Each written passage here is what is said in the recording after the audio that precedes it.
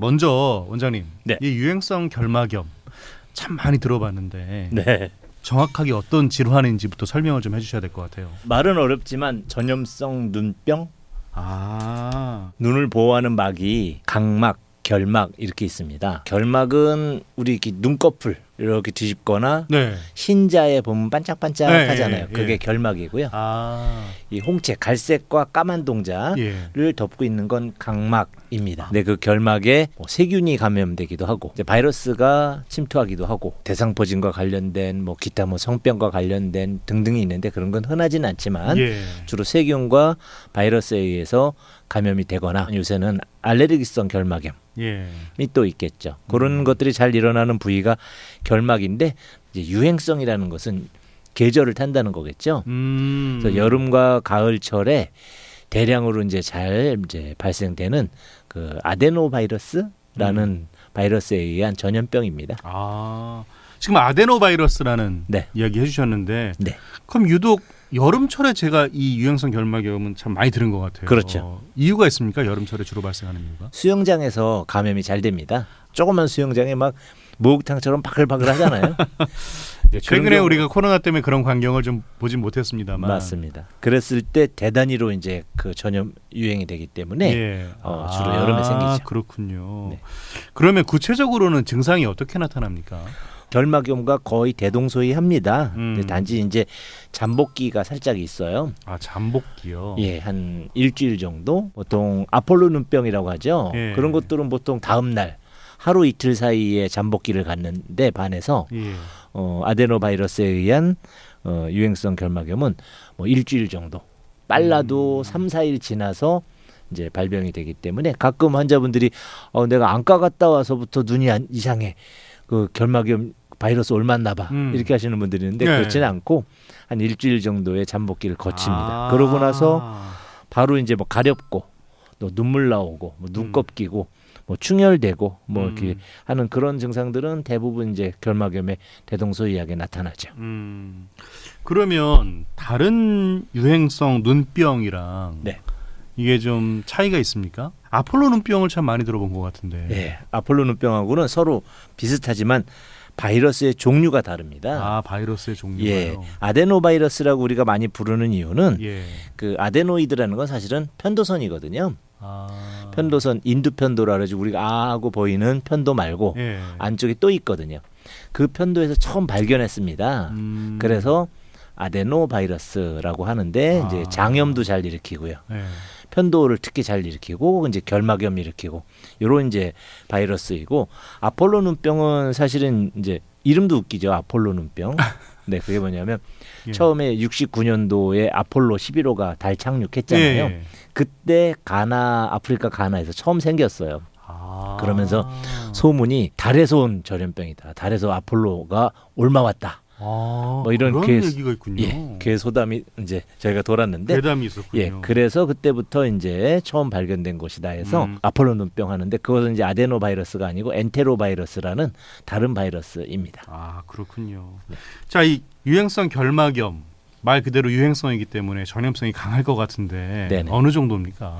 집안에서 문고리라든지 어떤 손잡이들, 예. 뭐 의자 손잡이, 식탁에서 수저 조금이라도 같이 이러면 시중파고 옮는다고 보셔야 됩니다. 그럼 수건도 거의 그렇겠네요. 그게 제일 중요하죠. 그러면 유행성 결막염에 걸리면 개인 위생을 정말 어느 때보다 철저히 해야 되겠네요. 그렇죠. 주변에 옮을 수 있는 대표적인 질환이기 때문에 그리고 또 이제 당연히 수영장에 가시면 안 되고요. 대중이 모여 있는 곳에 가셔도 안 되고 예. 이제 가족 간의 피부 접촉도 하지 않으시는 것이 좋겠습니다.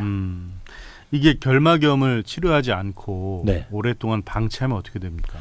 보통 그렇게 하기 쉽지 않은데 이제 저절로 낫는 경우가 사실은 많아요. 아, 그래요. 예, 그런데 이제 그래도 이런 어떤 위생도 이제 잘 관리하지 않고 자꾸 비비고 먼지 많은 곳 또는 이제 우리 후진국 같은데 2차 감염을 막 빈번하게 일으키는 네. 우리나라에서는 그런 정도의 그 위생 환경은 없지만 외국 같은 경우에 그런 환경에 노출이 된다면 각막 혼탁이라고 해서 예. 각막 아까 수정체를 덮고 있는 쪽은 각막이라 그랬죠. 예. 거기까지 염증이 가면서 혼탁이 나오면 시력 장애를 유발하기도 하고요. 시력 장애. 심한 경우에 얼서 그러니까 궤양이 생겨서 파입니다.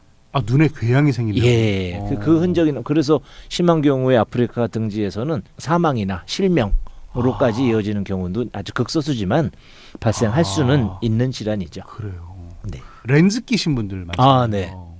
이분들이 더 취약하다는 얘기가 있던데 맞습니까? 그렇습니다. 알레르기성이라든지 이런 결막염을 일으키는 대표적인 원인이 콘택트 렌즈거든요. 렌즈를 쓰게 되면 각막과 결막의 수분을 유지해주는 윤항에서 자극을 많이 받게 되고 염증이 잘 생기게 되고 손으로도 자꾸 이게 만져서 끼는 거잖아요. 그렇죠, 네, 그렇죠. 그런 것들 또 단백질의 어떤 부패 이런 것들 때문에 일반적인 결막염도 잘 생기시거든요.